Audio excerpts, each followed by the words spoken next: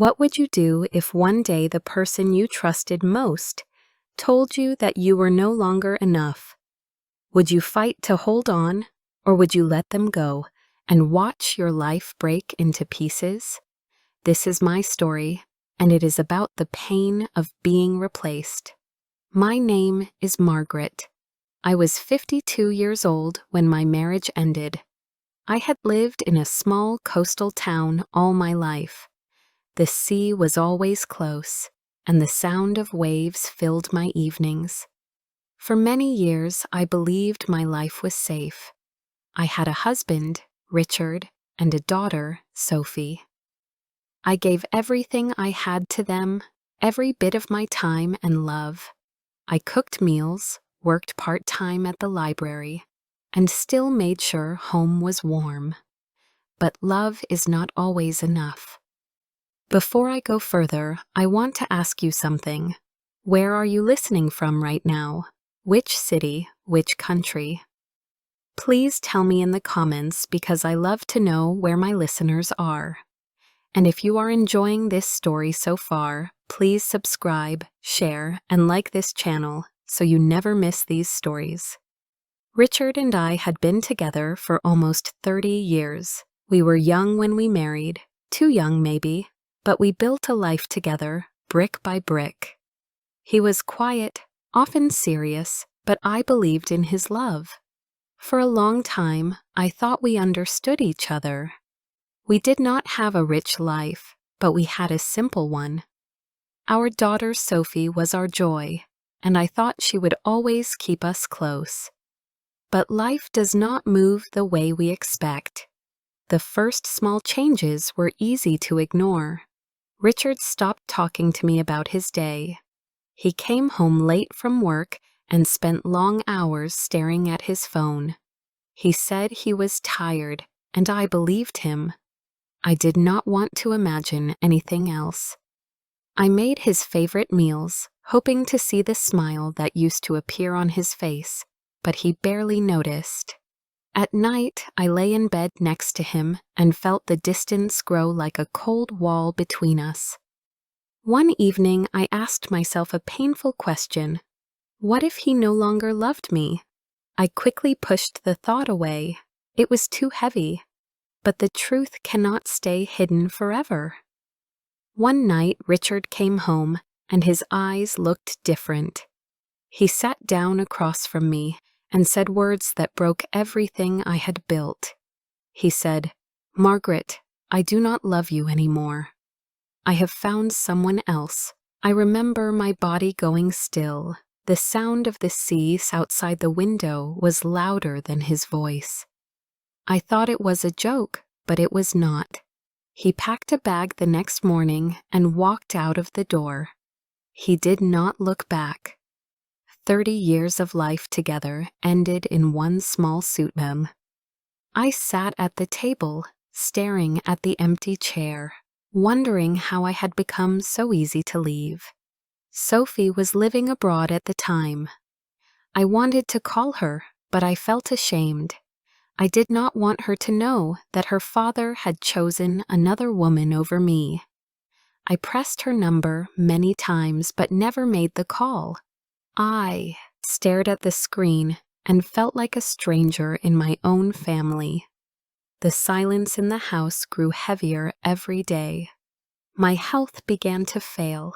My chest was tight and my legs hurt when I walked.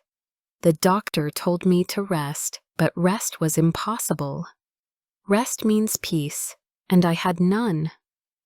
Richard had replaced me with another woman, and my daughter was far away.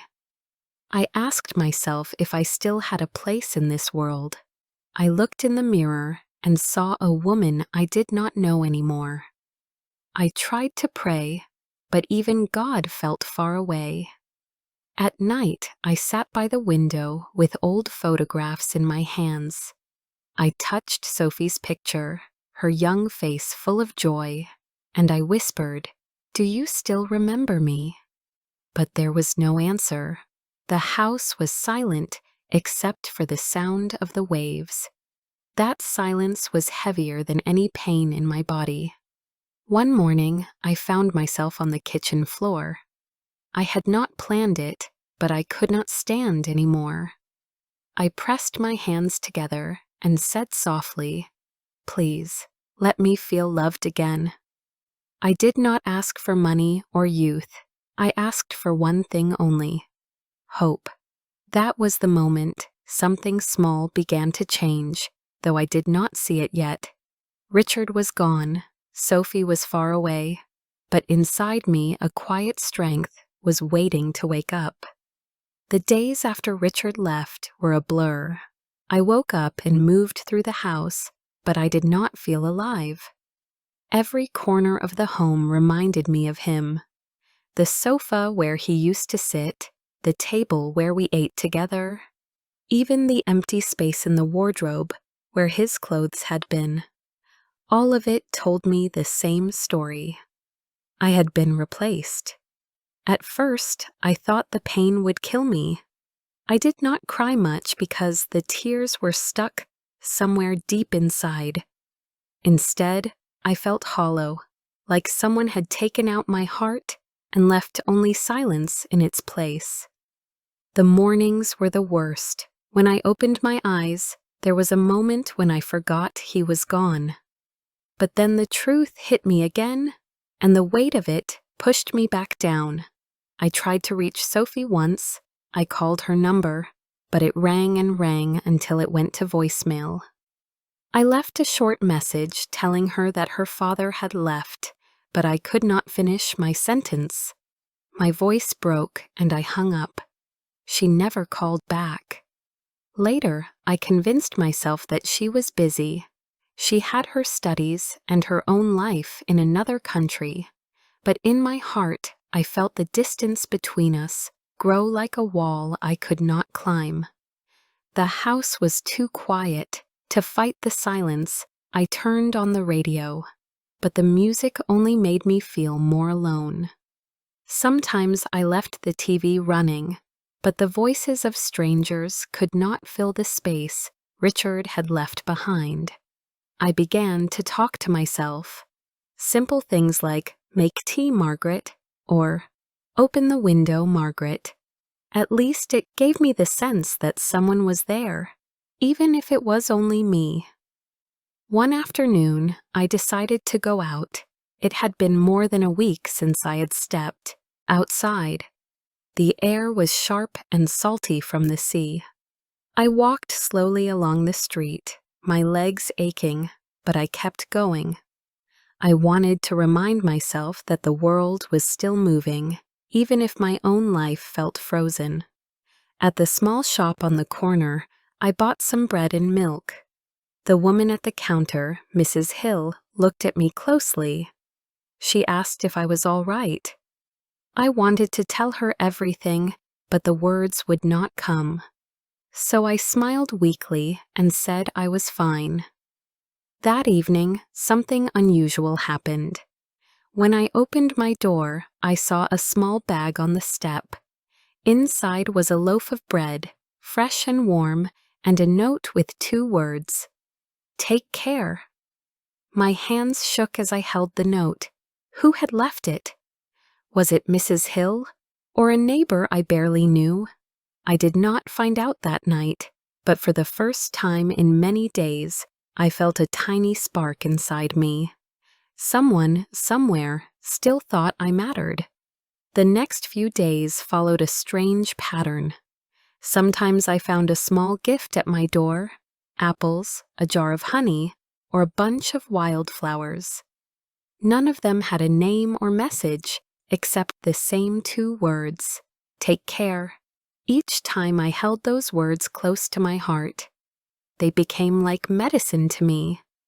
The pain did not go away, but it softened. I realized I was not completely invisible, even if I did not know who was watching over me. Still, the nights were the hardest. I lay awake, listening to the waves crashing against the shore. My mind was full of questions. Who was this other woman? Was she younger, prettier, better than me? What did Richard see in her that he no longer saw in me? Those questions cut deeper than any knife. I hated myself for thinking them, but I could not stop. The truth was cruel. He had replaced me. He had chosen another life, and I was no longer part of his story.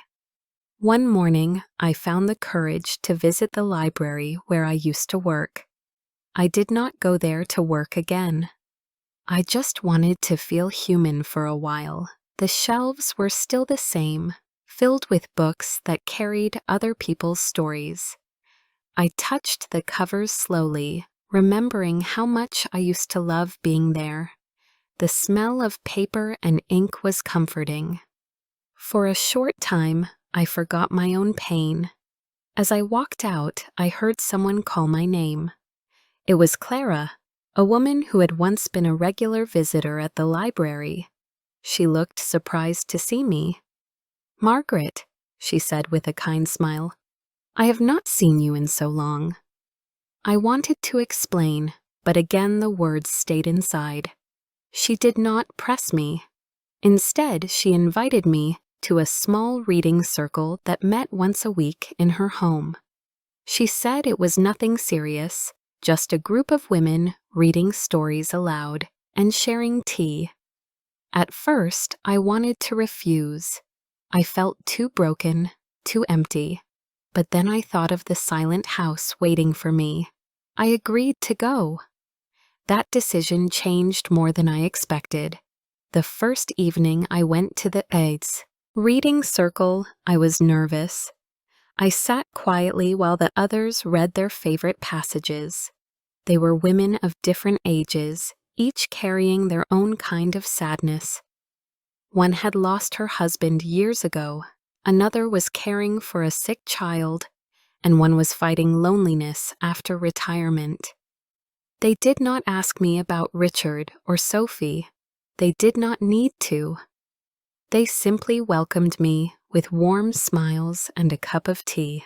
That night, for the first time in weeks, I laughed a little. It felt strange, almost guilty, but it was real. Over the next few weeks, I returned to the circle. Slowly, I began to read again. My voice was weak at first, but the women encouraged me. Their kindness was like a gentle hand pulling me out of the darkness. I realized I was not the only one who had been replaced, abandoned, or forgotten. Pain lived in many houses, but so did hope. Then one evening, as I walked home, I found another note on my door. This time it was different. It said, "You are stronger than you know." I sat on the step holding the paper in my hand. The words filled me with warmth. Who was leaving these messages? Was it Clara or one of the other women? I did not know, but I began to believe that maybe life was not finished with me yet. The weeks turned into months. Slowly, my health began to improve. My hands no longer shook as much, and I started sleeping better. I even cooked small meals for myself again. Each small step felt like a victory. But then, just when I thought I was finding my balance, another storm arrived. One morning, my phone rang. The number was unknown, but I answered. A woman's voice came through the line. She said, "I am sorry, Margaret. I did not mean for it to happen this way." My breath caught in my throat. Was this her? Was this the woman Richard had chosen over me? Before I could ask, the line went dead. I tried calling back, but it would not connect. I sat there staring at the phone. My hands were cold, my heart beating fast. Was it real, or had someone played a cruel trick? I did not know, but the words kept echoing in my mind. I did not mean for it to happen this way. That night I could not sleep. I wondered what Richard's new life looked like. Did she cook for him? Did she make him laugh? Did he forget all the years we had shared, all the times I had stood by him? The thought was unbearable. I cried quietly into my pillow until morning. Yet the next day, something unexpected happened again. At my door was not a note, but a small package. Inside was a book of poems, and on the first page, someone had underlined a line. Even broken hearts can still beat with love. My eyes filled with tears. I pressed the book to my chest and whispered, "Thank you." I did not know who I was thanking, but it did not matter. For the first time, I felt a flicker of strength that did not come from Richard, or Sophie, or anyone else. It came from me. I realized that yes, I had been replaced, but that did not mean I was finished. I was still here. My life was not over. And I was about to discover that sometimes, when you feel most forgotten, life is preparing a surprise you never expected. I thought the pain of being replaced would stay with me forever. Richard was gone, Sophie was far away, and the silence in my house was louder than the sea outside. But life has a way of changing when you least expect it. Sometimes it does not give you what you want, but it gives you what you need. The notes and small gifts at my door continued. Sometimes it was fruit, sometimes flowers, sometimes another short message. You are not alone. One day will be brighter. Keep walking. Each one felt like a hand pulling me back from the edge.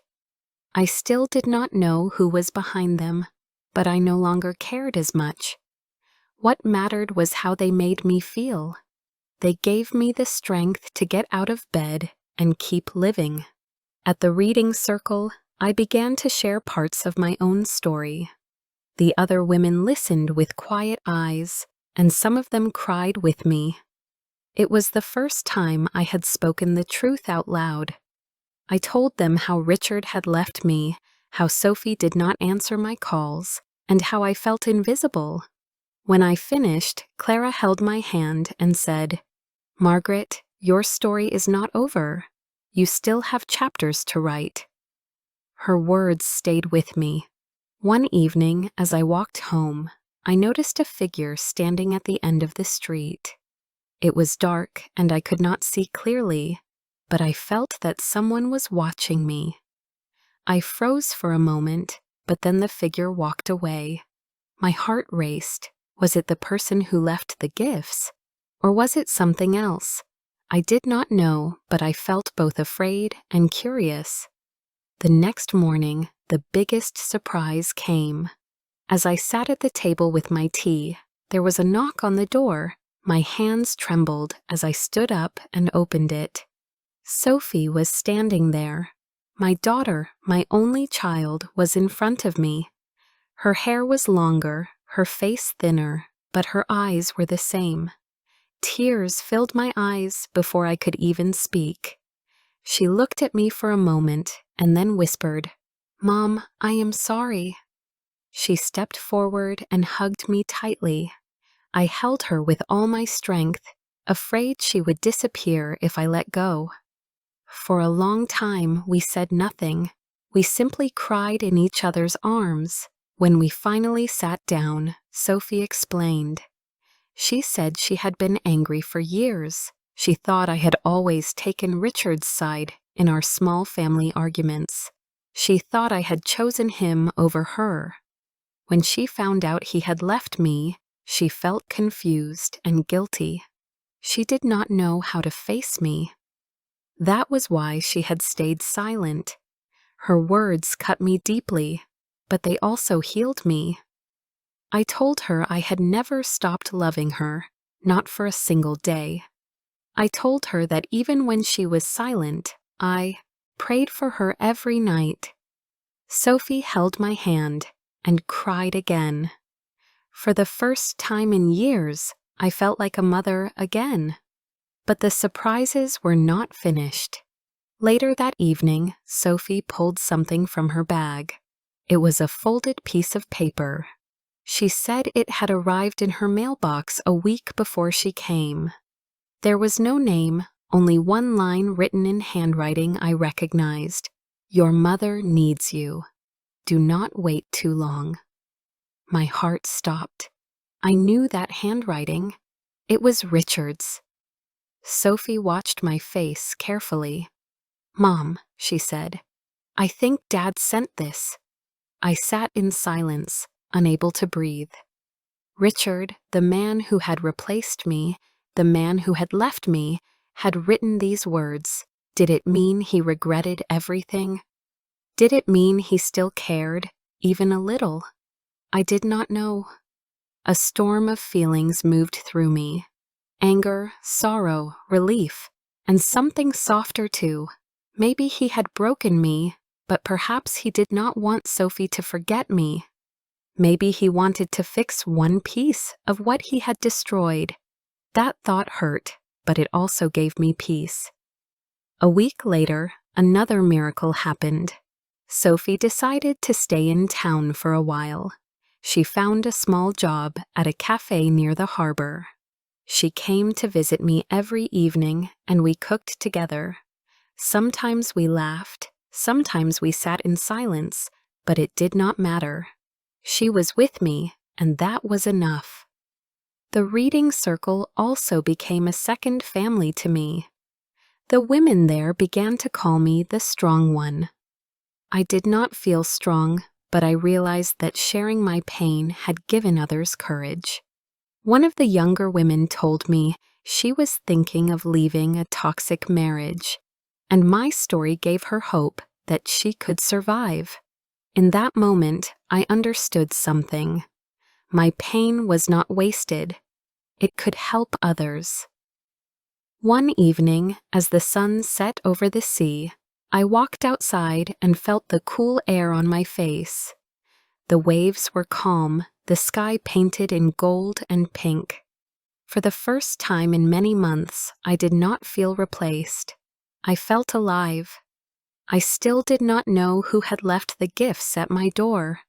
Was it Richard, asking forgiveness in his silent way? Was it a neighbor who cared, or was it simply life itself reminding me not to give up? Perhaps I would never know, but I no longer needed the answer. I had Sophie back. I had a small circle of friends, and most importantly, I had myself again.